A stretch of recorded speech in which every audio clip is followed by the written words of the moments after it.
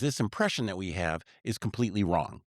The fact is that cooking dinner and the family gathering is a modern, contemporary thing like the iPhone. Welcome to Everyday Abundance, the podcast that explores the hidden histories behind everyday activities and technologies you didn't even know were technologies. Hi, I'm Virginia Postrel. Hi, I'm Charles C. Mann. In this episode, we're going to talk about what seems like a timeless activity, cooking dinner. For most of us, the idea of the Paleolithic era is pretty much exemplified in old black and white TV shows, right? Where Cro-Magnons like Lucille Ball and Dick Van Dyke and Jackie Gleason, Audra Meadows are always, at the dining room table with the kitchen off here, and the women are cooking dinner and the guys are doing whatever the guys do. And this seems like something that has always existed and is, in fact, if you're really old like us and have the idea of the ancient times, not black and white TV, but black and white movies. And it's the same thing, right? That this has happened forever and ever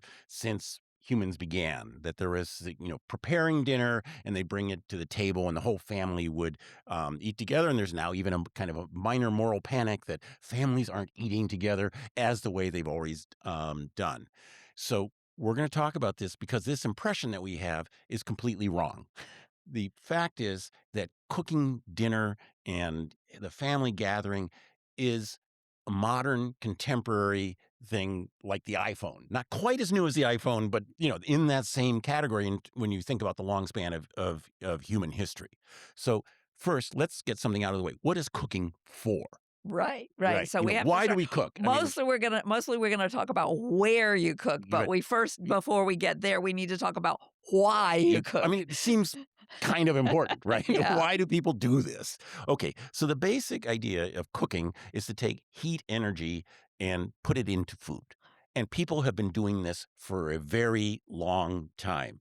Now, I am sort of saying this in a defensive crouch. And the reason is that this gets close to something that people feel very strongly about. A small number of people feel very strongly and vocal about, which is the Paleolithic diet. Right. We are not advocating the Paleolithic. We are not talking about that. We are talking about something entirely different, which is the diet during the Paleolithic. The basic idea is that if you're a carnivore and you eat raw meat, you have, as you have in the picture in your head, you have big teeth and strong jaws like a tiger. And this is less well known, you have a very slow digestive system. So dogs have, these giant jaws and these big sharp teeth, but it also takes, when the food goes down there, they hold in their stomach for like up to 4 hours so that the enzymes and so forth in their digestive system can attack this raw meat, which is hard to digest. Similarly, cats, which are, after all, these sort of tiny tigers, they have the food stays in their bodies for up to 6 hours. People, by contrast, are just terrible carnivores. We have these, namby-pamby jaws and these, small, not very sharp teeth. And we also have very fast digestion. So for meat, what cooking does is it pre-digests the food and allows us to extract more nutrients from it. Vegetables, so the facts are even more sort of striking. Vegetables, you're eating mainly for the starches and cellulose, and these are long chain-like molecules that are quite hard for the body to digest. And to make them, what they call bioavailable, we have to snip them into smaller pieces that are called sugars. And sugars are a whole bunch of different compounds that end in ose. So fructose, sucrose, lactose. That's what our body can deal with. And the result of the fact that this is very hard for animals to digest, you see from grazing animals, which, if you look at a cow, that cow more than likely is sitting there, with its nose in the grass, munching. The same thing for horses or bison or any number of grazing animals. And a lot of them, the ruminants, have these multiple stomachs where different forms of digestion are trying to hack away at these long chain molecules. And it takes them forever to digest food. So horses take about 48 hours to digest grass, and they do a terrible job of it. I had to clean up after my sister's horses, and as a result, I had much opportunity to study horse poop, and there is a lot of grass in horse poop. Neighbors had cows. Cow patties have so much grass in them that they're literally used as fuel, and the same thing's true for bison and so forth. So cooking is a very big deal because it breaks down these starches and celluloses into the sugars much faster. And so the earliest evidence we have of roasting vegetables comes from archaeologists examining ashes in South Africa, and it's about 170,000 years ago people were roasting it. We don't really know that they're roasting tubers at that point. And it's probable they were roasting things, well before So that. how were they doing it? So this is a really good question. I mean, one thing is they put them on sticks and roast Okay, it, like but roasting marshmallows. like roasting marshmallows, and Come the on. evidence for that would, the sticks would burn up. So there's right. So we don't really know that they were doing that, but Right. it seems they would have to be awfully dumb not to Not do to that. And figure we like that to out. imagine, Yeah, yeah. right. But we do have evidence that they start using indirect. Where you heat up a bunch of stones and then you place the food on the stones, and that has the virtue of not getting it covered in ash and smoke and Right, so right. forth. And that seems to have been like at least 200,000 years ago. But again, this is arrangements of stones. It's Right, it's right. easy for archaeologists to fool themselves. And you also have natural means of doing this. One is if you take the many stomachs of ruminant animals, um, you can you can use them as natural vessels Right. and cook them at the same time that you cook the food.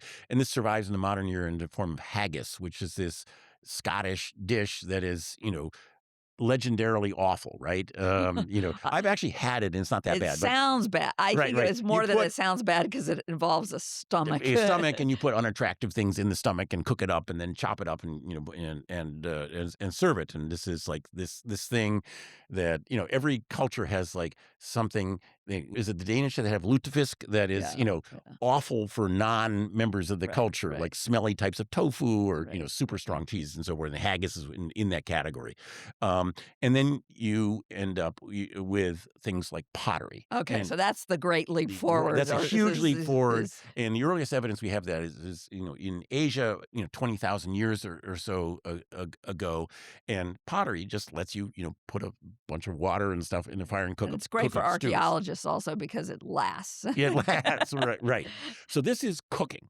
This is cooking and why we cook, but it's not making dinner. And it's not and it's being done in the general sort of outside in a fire, Right. It's not being done in a kitchen. it's being done maybe communally, Yeah. maybe yeah. Right. And so people do eat together. I mean, they have like feasts and, and Right, so forth. But this whole idea of the family dinner, right. there's very little evidence of it existing.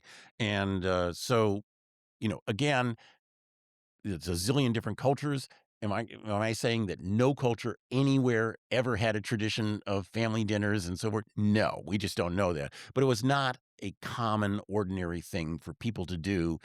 It was not a traditional activity that was sort of universal like the way we imagine it.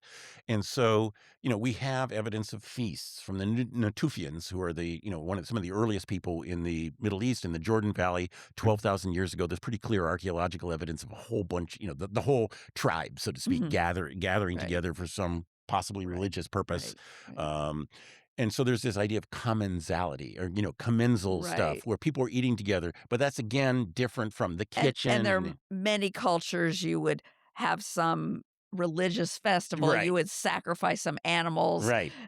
to the deity, and the people would eat a lot Right. of You're right, maybe right. some of it would be burned for a burnt offering, but Right. you would also people would eat that together, the lamb or Right, the right. And this cow continues or what. right into the historical record. You have people like the Blackfeet, who would, the whole group, there'd be hundreds of people gathered on these sort of communal buffalo hunts, and they have these buffalo jumps, and they would drive the buffalo over the bumps and then kill them. And then they would have this 3-day long feast, Right, where right, everybody would just eat a whole lot of food. right.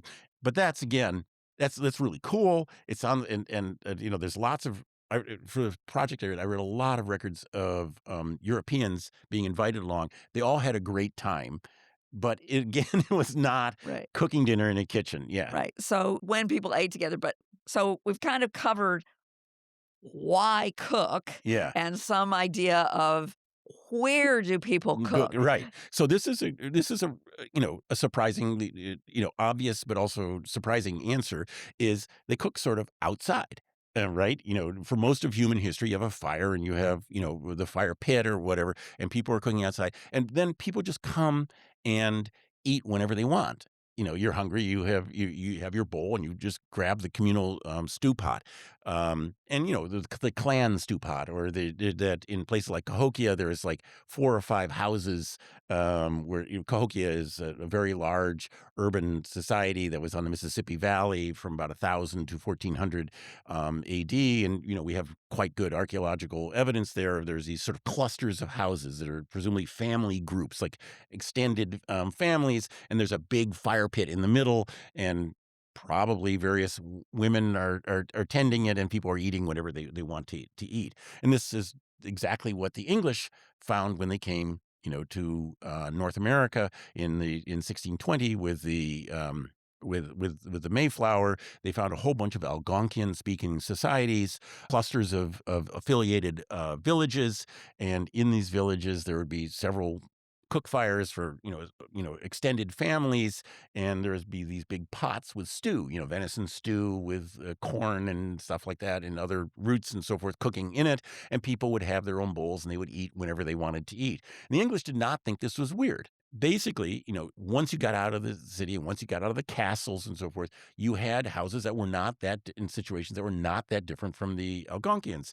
People cooked outside because it was dangerous to cook inside during the summer. In the winter, you cooked inside for obvious reasons. And the fire was also your heat. And the fire was also your heat, which is really, yeah. And that was the same thing also for the Algonquians. They would move it all indoors. They didn't have nails, so that everything was made out of lashed together wood, which is what the Algonquians made their houses out of. There's a central fireplace, and you cooked and heated in the same place. There's beds along the wall, and so forth. So that was the way. And you went to China, and China fuel is much less common, so people are much more economical with the fuel, and they have these fire pits, but their houses are much better insulated. Right. And Right. that's why Chinese food typically is like all chopped up into tiny little pieces Right. and cooked very fast Right, in a because you wok, don't want to use because fuel. you don't want to use up the precious fuel as much. Absolutely. In Japan, where there's slightly more wood, you have the irori, which is a raised central fireplace. So essentially what you start with, first you're outside, then you develop these in very just different cultures. Yeah. You have a central fire Right. that's kind of, for most people who are not kings or whatever, is in the main room. Right. It is a space like that. And so wealthy people, like, people in castles, like the Tower of London. You go to the Tower of London and there's all these, places where the king would, receive people. And then all the way across this big courtyard is the kitchens where the big feast for stay. And it's hidden away so that visitors don't sully their eyes with Right. this, And there's smells and and yeah, smoke and and smoke and yeah. dirty stuff, and Yeah. exactly. It's right next to the space with the lawnmower, so to speak. Right.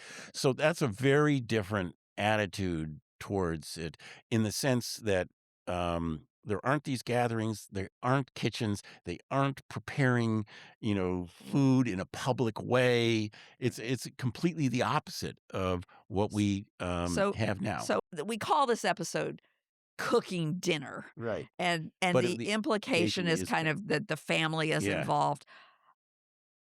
What is the connection? What gives us the idea of family dinner? It particularly starts to come up with family farms, which themselves are a relatively new invention because people have shared responsibilities, and particularly when the a certain number of members of the family are going out and working in the family farm and are away from the home for right, and come back in at lunch. So I grew up in the South, Yeah. and that what you're describing would have been called, where I'm from, Yeah.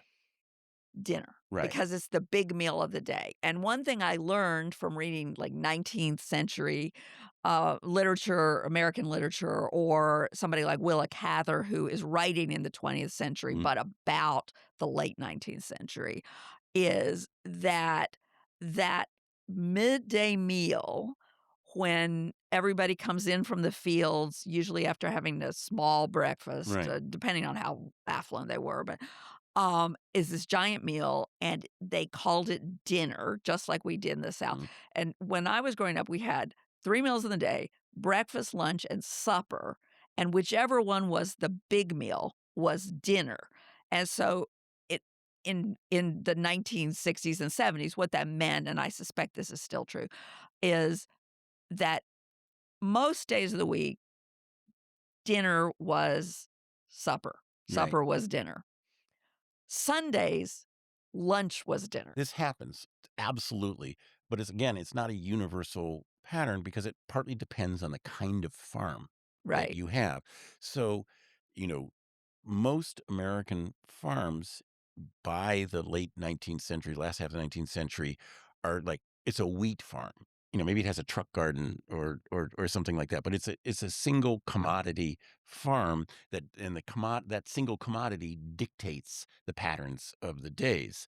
Now, what you have in many other places in the world are these polycultural type farms, and you'll have that in South America. You'll have that in all kinds of indigenous This is settings. this is subsistence farming versus It- farming for markets. for market. And so farming for subsistence is very, very different from farming for the market. And so you get different patterns of what people are Right, doing right. out there. And commodity type farming, the kind that we're talking, the kind of thing that people label industrial monoculture and all that, has this part where people will spend hours and hours and hours in a particular field doing a particular task, and the whole family, except for the kids and everything, except for the mom who's staying home cooking for dinner, will be working at this, and they'll all come back, including the hired hands, and have supper. So this also changes during industrialization because there, dad is going away to work, maybe the kids are too, but they're not typically coming back for Right, lunch. So right. they're carrying a lunch pail or Right, or or right. something like that. And then they come back from work, they're hungry, and everybody eats at the same time. So this is when you start getting the family dinner. There was the family part when your schedule is more uniform and being dictated in this way. And the switch from supper being at lunchtime. No, no, lunch is at No, lunch. excuse me. Supper is in the Excuse evening. me, I said that wrong. I said that wrong because I'm from the north and, and I'm a barbarian. Sorry. You haven't read as much Willa Cather as I have. Yeah, it's from dinner being at lunch to dinner being at supper is partly, and controlled by, more and more people working 9 to 5 jobs and coming home. Honey, I'm home. In Right. the Hi, past. honey, I'm home. Like Right. Yeah. going back to the black and white sitcoms. Right. Right. When do you start to get not necessarily a kitchen you would show off, but the idea of a kitchen as a separate room and the stove as In a the se- house. in the a separate room in the house, unless maybe very rich, but Yeah. for a typical. When do you get the idea of the kitchen as a separate room in the house with a f- a stove? Right. That's Yeah. not a fireplace, but an actual stove. Right, And not just some open area that you're hanging, right, right, right. right.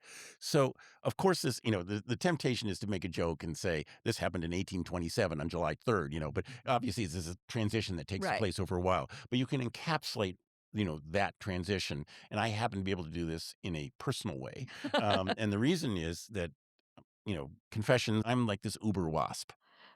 Okay. I literally have ancestors on both sides of the family that were in the Mayflower. Okay. Yeah, no, like all those organizations, I could belong to them if I wasn't so lazy, right?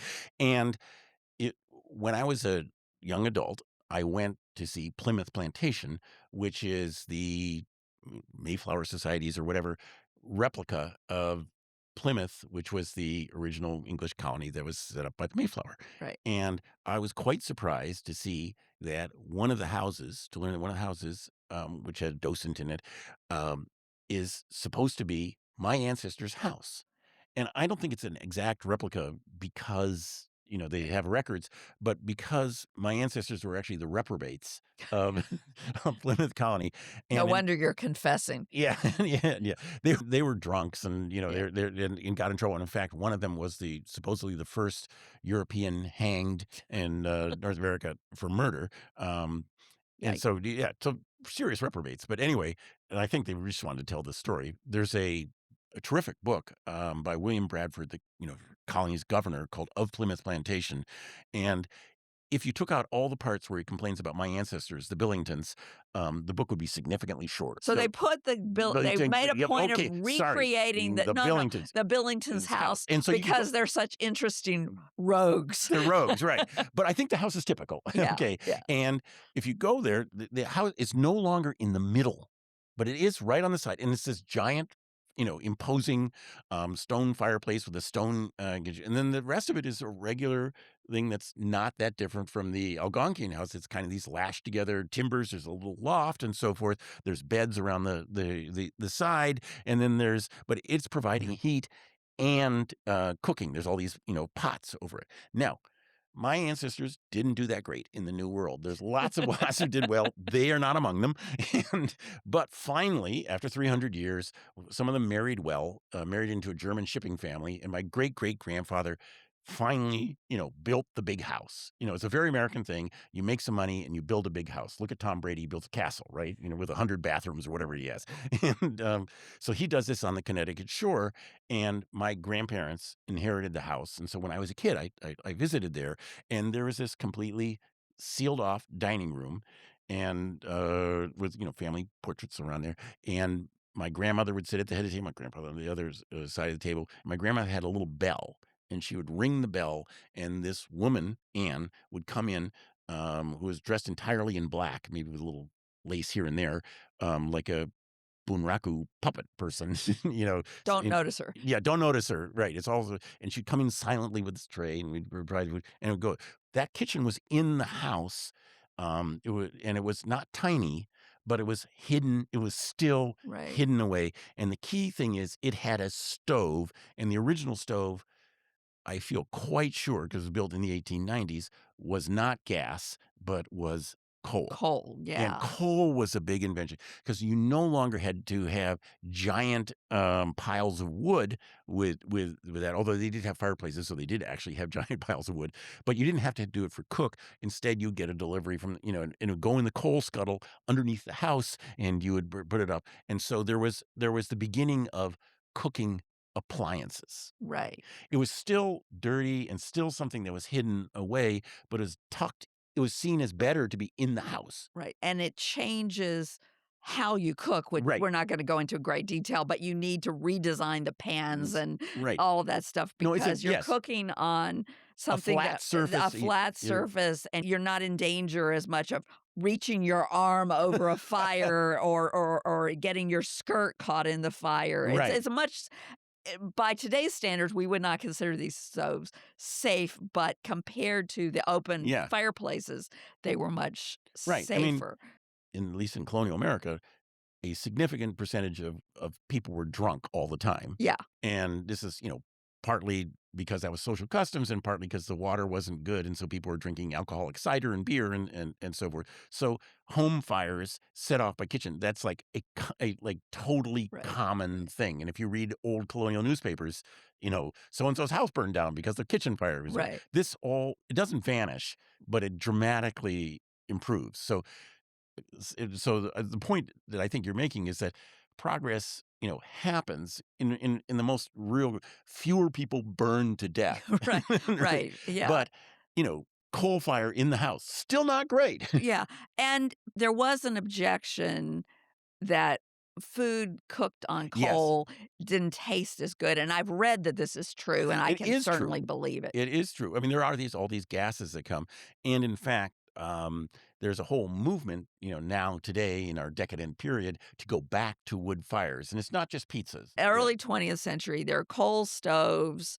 Early 20th century, depending on where you are, you might also have a gas stove or a electric stove. Yeah. But the point is, the kitchen is a separate room, and you eat ideally in the dining room. Right.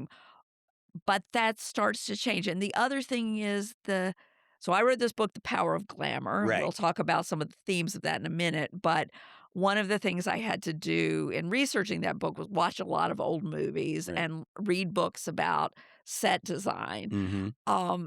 And one thing that you see in that period is the evolution of what is called at the time the modern kitchen. Right. This sort of aspirational kitchen. Right. And what is a modern kitchen? It's a kitchen with cabinets. That's a Right. big part of it because before this, you would have just had Right. open shelves on the wall. It's a kitchen with where the countertops and everything are the same level, Right. and they're and you don't see the pipes under the sink. Right. It's somehow either closed in with the cabinets or at least a curtain. The Yeah. and it has modern appliances. If you're in the 20s and 30s, you're Yeah. starting to talk about people owning refrigerators Right. as opposed to ice boxes. But there's also this is the period of the Bauhaus Yeah. and time and motion Right. studies for industry, and you have Lillian Gilbreth, who is the mother in Cheaper by the Dozen, and her Yeah. husband is a efficiency engineer, Right. and she tries to take some of those things and apply them Right. There's to this source of the humor in the book Cheaper by the Dozen is mom applying efficiency to the family home. right, Right. right, how to take an efficient shower and that sort of Yeah. thing. Um, but out of this comes something that I know your wife is an architect, and Yeah. And a builder. Yeah. we've talked and a builder, and we've talked about is the triangle. Right, right. So there's this, and this is one of these things that the instant I say it, if you don't know what it is, you go, "Oh, that makes sense. That makes sense." It's like one of these obvious things that until you know the name. And so And there's it big. didn't used to No, exist. it didn't used to exist, but it's the idea that every kitchen has a sink, a refrigerator, and a stove.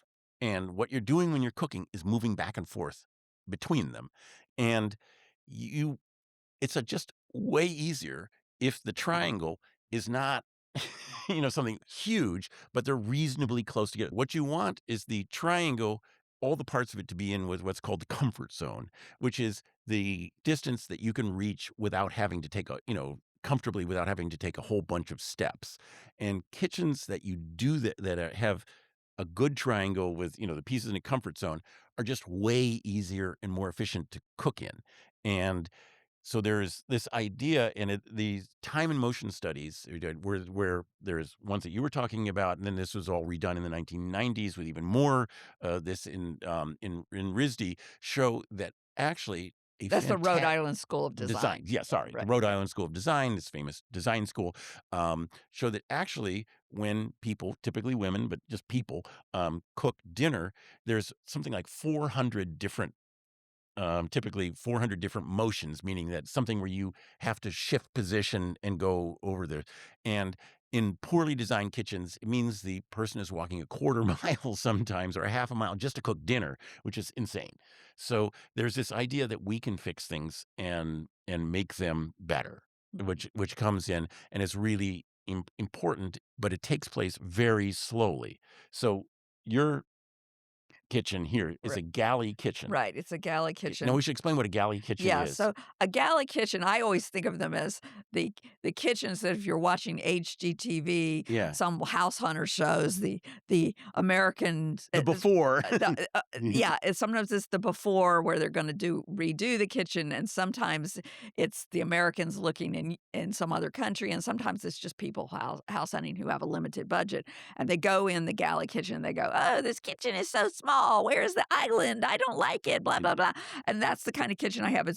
I love my kitchen, by the way, Right. but it's one long corridor. Right. And on one side, there's a pantry and the refrigerator, and then there's a little breakfast Yeah. nook. Yeah. And then on the other side is the dishwasher, the sink, a little bit of counter, the the stove, the range and the ovens are all one piece. And then some more sort of what I think of as like the baking department, but there's some more counter space and cabinets. And it does have the triangle. No, Virginia is foreshadowing something that we're going to be talking about. Virginia's kitchen is actually super efficient Yeah. because the triangle, I've been in it, and you just have to reach this to go from one part to the next, but it's not glamorous. Right. It's not what you want on HGTV because it's part of this process by which this previously hidden part of the house is gradually coming out and flipping out and becoming featured part of the Right. house. And the other thing And is, yours is a mid-transition. right, it is a transitional, in historical terms, it is a transitional kitchen because it also can be closed off. Right. When we redid it, we got rid of one door, but there is a pocket door between the kitchen and the dining room, and Right. there is a separate dining room. There is this little breakfast nook where you could eat, a family of 4 could comfortably eat, um, and and but there is a dining room, a quite spacious dining room, Right. but unlike the dining rooms of my childhood, the dining room is open to the living room. Right. It's all one. It's Again, that's also transitional because transitional, the dining room and the living room are beginning to morph together. right. So Right. you're beginning to get the great room, which is almost like a reinvention You're right. of And an it's early getting modern and in fact is living. getting closer because I mentioned my wife Ray and I. She's an architect and builder, and we own a small design and construction company, and build houses and this sort of thing.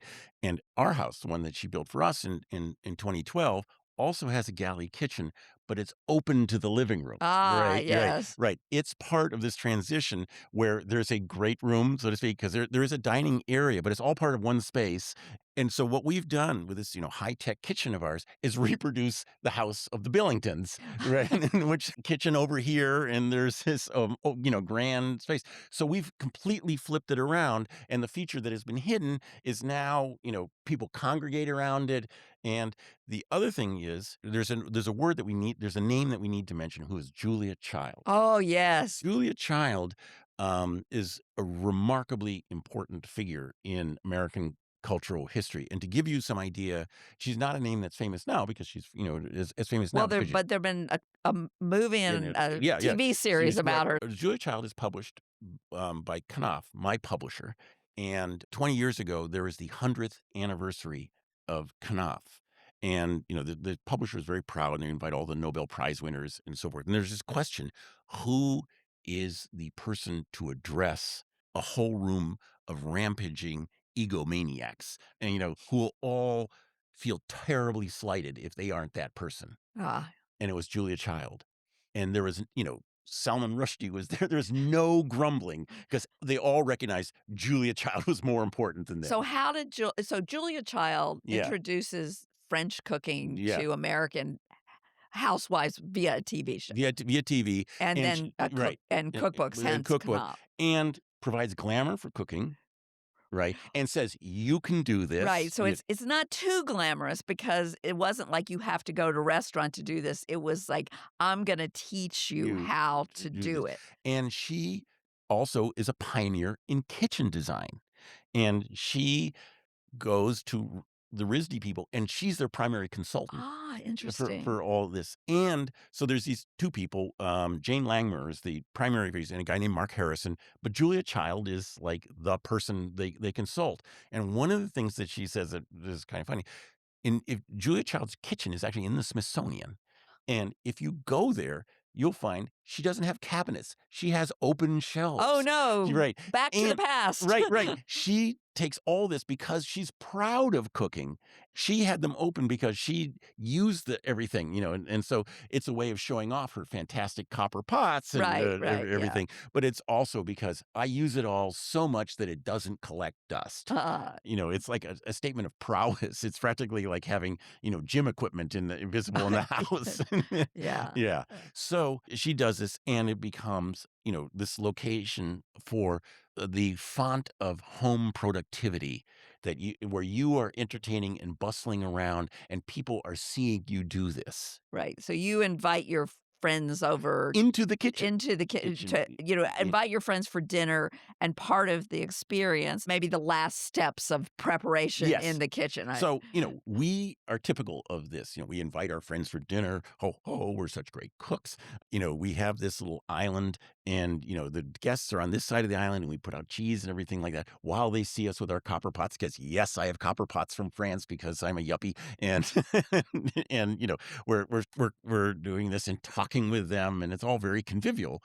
But it's also this weird flipping up and back to what we had when the Billingtons were drunk and and carousing in Plymouth, Massachusetts. Yeah. So we've seen kitchens, or I should say, we've seen the site where you cook dinner Yeah. has gone from the sort of communal fire or Mm. outside to the hearth inside Closed to off. the closed off place where you have something called a stove. Right.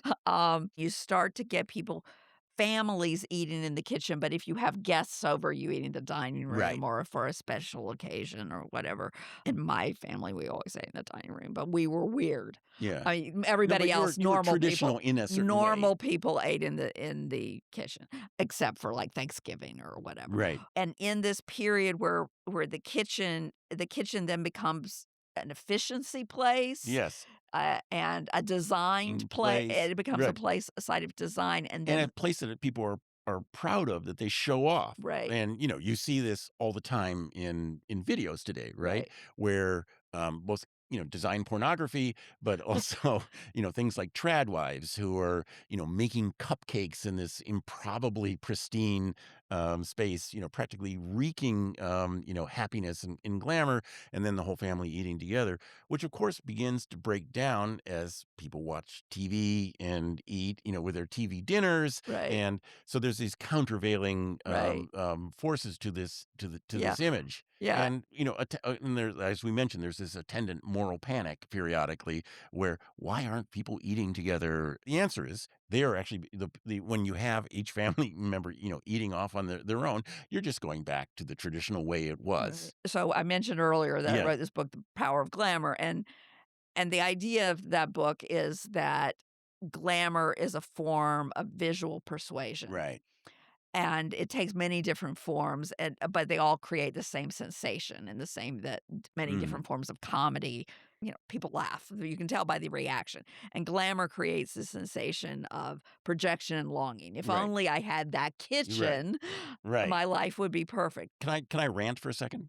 I guess so. Or I can't maybe stop you. you could, but it would be awkward. So a lot of these glamorous kitchens don't work very well as kitchens. They're designed to be photographed, which is a kind of congenital sin with a lot of architecture in general, that things are designed to be photographed in 2D often don't work that well in 3D. And the particular thing that drives me batty is the giant kitchen with the giant island that's, very beautifully made with marble or whatever, that stands between the one element or the other of the triangle. Triangle. So you Yeah. have to do this sort of track Right. run around it. And I can't tell you the number of kitchens that I've, visited people, and I say, hey, I'll cook dinner tonight. And then I discover that I'm going around and around this damn island because the sink is here, the refrigerator is here, and the island is in between. Right. So the Yeah. triangle was this great 20th century, early Going, 20th century idea, yeah. which I guess part of its origins were when people started to get refrigerators. So you Right. get, um, but also the ideas of efficiency.